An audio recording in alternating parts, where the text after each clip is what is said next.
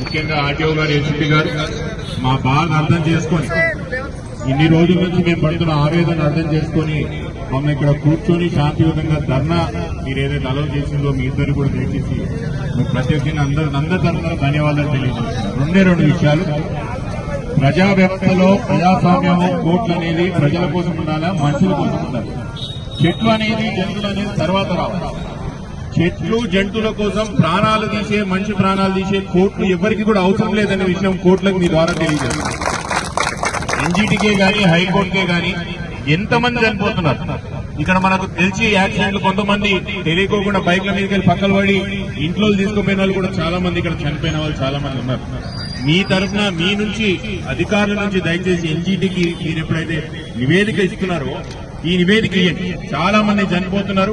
అక్కడ పరిస్థితి ఇంకో విధంగా ఉన్నది. చేవేల చుట్టుపక్కల గ్రామాలనే పరిస్థితి మీరు దయచేసి ఇచ్చే ప్రయత్నం చేయాలా. రెండో విషయం, మా అందరి మధ్యలో ఉన్నారు. అందరు కూడా ఒకటే ఆలోచన చేస్తున్నాం. 13, 16 ఒకవేళ ఎన్జీటీ ఇట సంతోషం, ఒకవేళ ఎన్జీటీ ఇట మా బాధను అర్థం చేసుకుని రోడ్డు పనులు ఫుల్ స్కేల్లో అలౌ చేస్తూనే చాలా సంతోషం. లేకపోతే మాత్రం మనుషుల ప్రాణాల కన్నా చెట్లు ఎక్కువ కాదు. మా బాలరాజన్ అన్నట్టు ఏ గేట్ మీద ఉన్న ఆ ఊళ్ళో చెట్లని కూడా నరికేస్తామని చెప్తున్నారు. ఎన్ని గేట్లు అయినా కూడా తయారుంటారా? ఎన్ని గేట్లు అయినా కూడా తయారుంటాం మేము. ఇది మాత్రం ఫైనల్. ఏ గేట్ కాడ ఆ గేట్ కాడ 16 తారీఖున వాళ్ళు అలౌ చేయకపోతే మాత్రం మా ప్రాణాల కన్నా మించిన చెట్లు ఏమీ కాదనే విషయం నేను చాలా స్పష్టంగా చెప్తున్నా. మీ ద్వారా తెలియజేస్తున్నా. దయచేసి 16 తారీఖు మీరు పర్మిషన్ ఇప్పియాలా. రోడ్ ఫుల్ స్కేల్ పని కావాలా. ఇప్పుడే రత్నమన్న చెప్పినట్టు దయచేసి కాంట్రాక్టర్ గారికి కూడా సీరియస్నెస్ వచ్చేటట్టు మీరు చెప్పాలా. ఆషామాషిగా పనులు మొదలు పెట్టే కాదు, ఫుల్ స్కేల్ లో పనులు మొదలు పెట్టాలా. పోలీస్ సోదరులు కూడా డేంజర్ ఎక్కడెక్కడైతే రోడ్ ఉన్నదో దాన్ని గుర్తించాలా.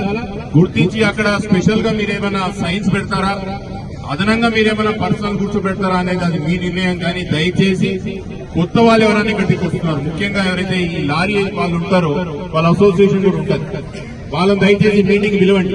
పిలిచి చెప్పు ఇక్కడ ఓవర్టేక్ చేయడానికి లేదు, ఒకటే స్పీడ్ లో నడపాలి. ఇగో ఈడికి వచ్చేటప్పటికి ఇదే పద్ధతి అని దయచేసి పోలీస్ సోదరులు కూడా మీరు తెలియజేయాలని చెప్తున్నా.